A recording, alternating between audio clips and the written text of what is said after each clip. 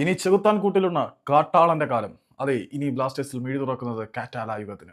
David Catala എന്ന പുതിയ പരിശീലകന്റെ കീഴിൽ കേരള ബ്ലാസ്റ്റേഴ്സിന്റെ ആദ്യ ഔദ്യോഗിക മത്സരം എതിരില്ലാത്ത 2 ഗോളുകൾക്ക് നിലവിലെ സൂപ്പർ കപ്പ് ചാമ്പ്യന്മാരായ ഈസ്റ്റ് ബംഗാളിനെ തകർത്തുകൊണ്ട് തന്നെ തുടങ്ങാൻ കാറ്റാലയ്ക്ക് കഴിഞ്ഞു. അതായത് നിലവിലെ ചാമ്പ്യന്മാരെ തകർത്തെറിഞ്ഞുകൊണ്ട് കാട്ടാളൻ ചെകുത്താന്റെ ബലത്തിൽ തന്റെ കാറ്റാലൻ യുഗം കേരള ബ്ലാസ്റ്റേഴ്സിൽ ആരംഭിച്ചു കഴിഞ്ഞു. ഏതായാലും ഈ ഒരു പരിശീലകൻ അത്യാവശ്യം മികവ് കാഴ്ചവെച്ചു എന്ന് തന്നെ ആദ്യ മത്സരത്തിലെ പ്രകടനത്തിന്റെ അടിസ്ഥാനത്തിൽ വിലയിരുത്താം. പുതിയ പരിശീലകന്റെ കീഴിൽ ഏറ്റവും വലിയ ഇംപ്രൂവ്മെന്റ് എന്താണെന്ന് വെച്ചാൽ നമ്മുടെ ലോങ് പാസുകൾക്ക് മുൻപില്ലാത്ത വിധത്തിൽ ഒരു കൃത്യത വന്നിട്ടുണ്ട്. കേരള ബ്ലാസ്റ്റേഴ്സ് ലോങ് പാസുകൾ സപ്ലൈ ചെയ്യുമ്പോൾ പലപ്പോഴും എതിരാളികളുടെ കാലിലേക്ക് പോകുന്ന ഒരു കാഴ്ച നമ്മൾ നിരന്തരം കാണുന്നതായിരുന്നു. ഇത്തവണ അങ്ങനെയൊന്നുമില്ല.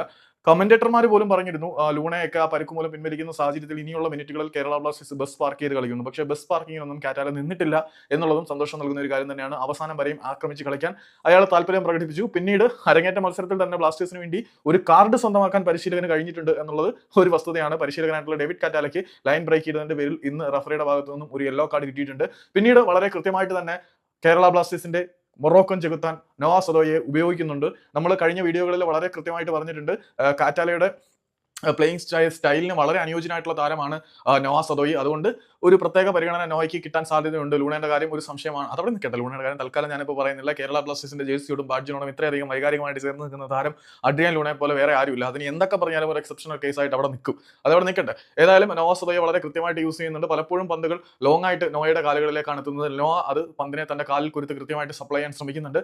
പിന്നീട് 2 തവണ നമ്മുടെ പെപ്പറെ കുറച്ച്, അതായത് ടീമിൽ സ്ഥാനം ഉറപ്പിക്കുക എന്നുള്ള ലക്ഷ്യത്തോടു കൂടി ഇവിടെ നന്നായിട്ട് പെർഫോം ചെയ്യേണ്ടത് പെപ്പറയ്ക്ക് അനിവാര്യമായതുകൊണ്ട് തന്നെ പെപ്പറെ മരിച്ച് കളിക്കുന്നുണ്ട്. അതുകൊണ്ട് തന്നെ പെപ്പറെ വന്ന ശേഷം 2 തവണ ഓഫ് സൈഡ് ട്രാപ്പിൽ വിട്ടുപോയി. കുറച്ച് ആക്രാന്തം കൂടി ഓഫ് സൈഡ് ട്രാപ്പിൽ വിട്ടുപോകുന്നുണ്ട്. ബ്ലാസ്റ്റേഴ്സിന്റെ താരങ്ങൾ ഏകദേശം 3 തവണ ഓഫ് സൈഡ് ട്രാപ്പിൽ വിട്ടുപോകുന്ന കാഴ്ച നമ്മൾ കണ്ടിട്ടുണ്ട്. അത്തരത്തിലുള്ള ഏരിയ കാറ്റാല ശ്രദ്ധിക്കേണ്ടതാണ്. ഏതായാലും പുതിയ പരിശീലകന്റെ കീഴിൽ ആദ്യ മത്സരം തന്നെ വിജയിക്കാൻ ബ്ലാസ്റ്റേഴ്സിന് കഴിഞ്ഞിട്ടുണ്ട്. 2 പകുതികളിലും ഗോൾ നേടിയ നോഹാ സദോയി, അല്ലെങ്കിൽ ആദ്യ പകുതിയിൽ ഗോൾ നേടിയത് ജെസ്സിസ് ജിമിനസ് ആണ് എന്നുള്ളത് ശരി തന്നെയാണ്. പക്ഷേ ജെസ്സിസ് ജിമിനസ് 2 സുവർണാവസരങ്ങൾ തുലച്ചു കളഞ്ഞു എന്നുള്ളതും എടുത്തു പറയേണ്ട ഒരു സാഹചര്യമാണ്.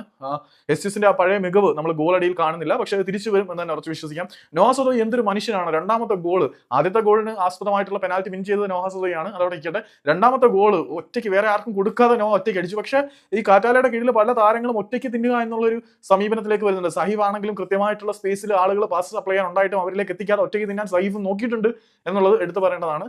അപ്പം ഗോളുകൾ സ്കോർ ചെയ്യാൻ താരങ്ങൾ ശ്രമിക്കുന്നുണ്ട് ആദ്യ പരിശീലകന്റെ കീഴിൽ. പക്ഷേ നോവാ സദോയി പിന്നീട് ഒരു സുവർണാവസരം പാഴാക്കുകയും ചെയ്തിട്ടുണ്ട്. പറഞ്ഞു വരുന്നത് ഇത്രേ ഉള്ളൂ. മൊറോക്കൻ ചെകുത്താന്റെ ചിറകിലേറി കാറ്റാലയുടെ യുഗം, കാട്ടാളൻ ബ്ലാസ്റ്റേഴ്സിൽ പുതിയ ചരിത്രം എഴുതാൻ തുടങ്ങുന്നു എന്ന് പറയാം.